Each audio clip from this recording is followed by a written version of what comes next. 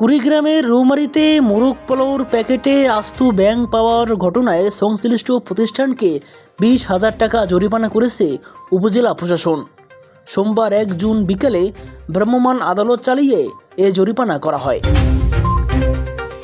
জানা গেছে, আতোয়ার রহমান ও আশিকুর রহমান নামে দুই ব্যক্তি রৌমারী উপজেলার নান্না বিরিয়ানি হাউস নামে একটি খাবারের দোকান থেকে 5 প্যাকেট মোরগ পোলাও কিনে বাড়িতে নিয়ে যান। পরিবারের সদস্যদের, বিশেষ করে শিশুদের খাবার পরিবেশনের সময় একটি প্যাকেটের ভেতর আস্ত একটি ব্যাঙ দেখতে পান তারা। এই ঘটনায় পরিবারের সদস্যরা হতবাক হয়ে পড়েন। পরে বিষয়টি জানাজানি হলে এলাকায় ক্ষোভ ও আতঙ্ক ছড়িয়ে পড়ে। খবর পেয়ে উপজেলা প্রশাসনের পক্ষ থেকে ঘটনাস্থলে গিয়ে অভিযোগের সত্যতা পাওয়া যায়।